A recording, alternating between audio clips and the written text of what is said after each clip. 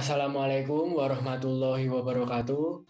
Perkenalkan, saya Septiko Rizky Maulana, kelas 11 MIPA 7 dengan nomor presensi 28. Pada video atau kesempatan kali ini, saya akan membahas tentang cara pembuatan koloid dan contohnya. Sebelum membahas ke materi inti, sebaiknya kita bahas terlebih dahulu tentang sistem dispersi.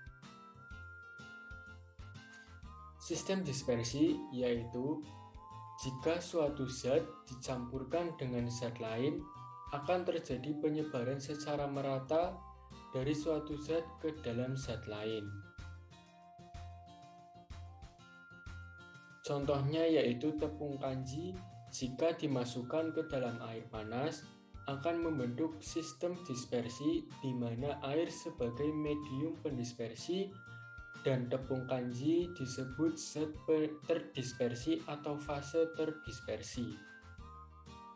Berdasarkan ukuran partikelnya, sistem dispersi dibedakan menjadi 3 kelompok, yaitu larutan, koloid, dan suspensi.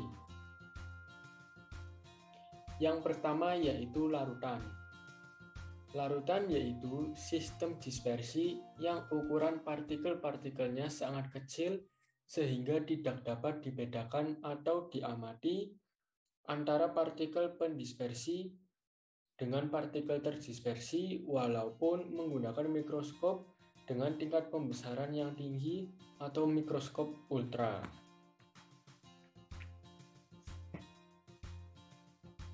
Yang kedua yaitu suspensi. Suspensi adalah sistem dispersi di mana partikel yang ukurannya relatif besar tersebar merata di dalam medium pendispersinya. Pada umumnya, sistem dispersi merupakan campuran yang heterogen. Sebagai contoh adalah endapan hasil reaksi atau pasir yang dicampur dengan air. Dalam sistem dispersi tersebut, partikel-partikel terdispersi dapat diamati dengan mikroskop dan bahkan dengan mata. Suspensi merupakan sistem dispersi yang tidak stabil, sehingga jika tidak diaduk terus-menerus akan mengendap akibat gaya gravitasi bumi. Yang ketiga yaitu koloid, yaitu sistem dispersi dengan ukuran partikel yang lebih besar dari larutan, tetapi lebih kecil dari suspensi. Selanjutnya kita akan membahas sistem koloid. Koloid atau disebut juga dispersi koloid atau sistem koloid sebenarnya merupakan sistem dispersi dengan ukuran partikel yang lebih besar dari larutan, tetapi lebih kecil daripada suspensi. Sistem koloid dapat dibuat secara langsung dengan mendispersikan suatu zat ke dalam medium pendispersi. Selain itu, dapat dilakukan dengan mengubah suspensi menjadi koloid atau dengan mengubah larutan menjadi koloid. Koloid berasal dari kata kolia, yang dalam bahasa Yunani berarti lem. Istilah koloid pertama kali diperkenalkan oleh Thomas Graham pada tahun 1861. Berdasarkan pengamatannya terhadap gelatin yang merupakan kristal tetapi sukar mengalami difusi. Padahal umumnya kristal mudah mengalami difusi. Oleh karena itu, zat semacam gelatin ini disebut dengan koloid. Pada umumnya, koloid mempunyai ukuran partikel antara 1 nanometer sampai dengan 100 nanometer. Beberapa koloid tampak jelas secara fisik, misalnya santan, susu, dan lem. Tetapi beberapa koloid sepintas tampak seperti larutan, misalnya larutan kanji yang encer dan agar-agar yang masih cair. Jika ditinjau dari pengubahan ukuran partikel zat terdispersi, cara pembuatan koloid dibedakan menjadi 2 cara, yaitu dengan cara dispersi dan cara kondensasi. Pembuatan koloid dibagi menjadi 2, yaitu cara dispersi dan kondensasi. Yang pertama yaitu cara dispersi. Cara dispersi adalah memperkecil partikel. Cara ini melibatkan pengubahan ukuran partikel besar, misalnya suspensi atau padatan menjadi ukuran partikel koloid. Yang kedua yaitu cara kondensasi. Yaitu cara kondensasi dilakukan dengan mengubah suatu larutan menjadi koloid.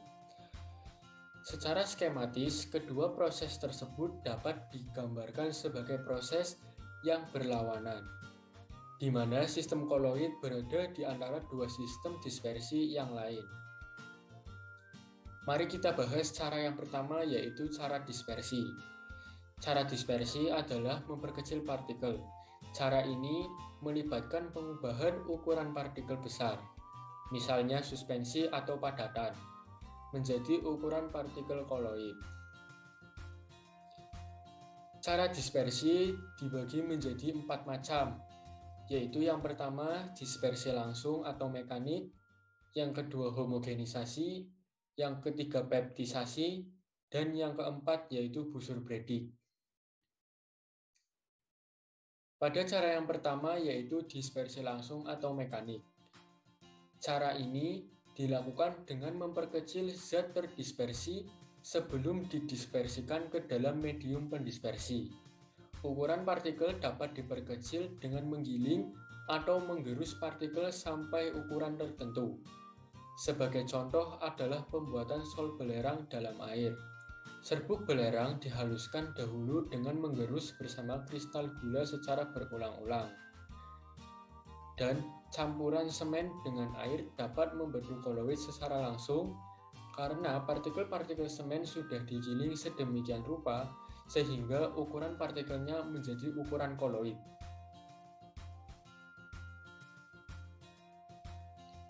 Cara yang kedua yaitu homogenisasi. Contohnya yaitu pembuatan susu kental manis yang bebas kasein dilakukan dengan mencampurkan serbuk bubuk susu skim ke dalam air di dalam mesin homogenisasi sehingga partikel-partikel susu berubah menjadi seukuran partikel koloid. Emulsi obat pada pabrik obat dilakukan dengan proses homogenisasi menggunakan mesin homogenisasi. Cara yang keempat yaitu peptisasi. Proses peptisasi dilakukan dengan cara memecah partikel-partikel besar, misalnya suspensi, gumpalan, atau endapan dengan menambah zat pemecah tertentu. Sebagai contoh, endapan AlOH3 kali akan berubah menjadi koloid dengan menambahkan AlCl3 ke dalamnya. Endapan AgCl akan berubah menjadi koloid dengan menambahkan larutan NH3 secukupnya. Cara yang terakhir yaitu Bussur-Bredicq. Bussur-Bredicq adalah suatu alat yang khusus digunakan untuk membentuk koloid logam. Proses ini dilakukan dengan cara meletakkan logam yang akan dikoloidkan pada kedua ujung elektrode. Kemudian diberi arus listrik yang cukup kuat sehingga terjadi loncatan bunga api listrik. Suhu tinggi akibat adanya loncatan bunga api listrik mengakibatkan logam akan menguap dan selanjutnya terdispersi ke dalam air membentuk suatu koloid logam. Seperti pada contoh gambar tersebut. Kemudian, cara pembuatan koloid yang kedua yaitu dengan cara kondensasi. Yaitu cara kondensasi dilakukan dengan mengubah suatu larutan menjadi koloid. Proses ini umumnya melibatkan reaksi-reaksi kimia yang menghasilkan zat yang menjadi partikel-partikel terdispersi. Cara kondensasi dibagi menjadi dua cara, yaitu secara kimia dan secara fisika. Kita bahas terlebih dahulu dengan cara yang pertama yaitu secara kimia. Pada cara kimia dibagi menjadi tiga, yaitu reaksi hidrolisis, reaksi redoks, dan pertukaran ion. Yang pertama yaitu reaksi hidrolisis. Reaksi ini umumnya digunakan untuk membuat koloid-koloid basa dari suatu garam yang terhidrolisis atau direaksikan dengan air. Contohnya pada pembuatan sol FeOH 3 kali dengan cara memanaskan larutan FeCl3 dan menghasilkan suatu persamaan reaksi kimia berikut. FeCl3 plus 3H2O menghasilkan FeOH 3 kali plus 3HCl. Yang kedua yaitu reaksi redoks. Reaksi yang mengalami perubahan bilangan oksidasi. Koloid yang terjadi merupakan hasil oksidasi atau reduksi. Contohnya yaitu pada pembuatan sol belerang dengan cara mengalirkan gas H2S ke dalam larutan SO2 dan menghasilkan suatu persamaan reaksi kimia berikut. 2H2S plus SO2 menghasilkan 2H2O plus 3S. Yang ketiga yaitu pertukaran ion. Reaksi pertukaran ion umumnya dilakukan untuk membuat koloid dari zat-zat yang sukar larut atau endapan yang dihasilkan pada reaksi kimia. Contohnya yaitu pada pembuatan sol AS2S3 dengan mengalirkan gas H2S ke dalam larutan AS2O3 dan menghasilkan suatu persamaan reaksi kimia berikut. 3H2S plus AS2O3 menghasilkan AS2S3 plus 3H2O. Selain dengan cara di atas, koloid ada yang terbentuk secara alamiah, misalnya lumpur, getah karet, dan getah pohon nangka. Cara kondensasi yang kedua yaitu secara fisika.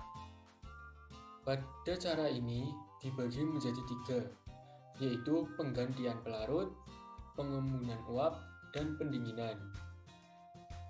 Pada yang pertama yaitu penggantian pelarut.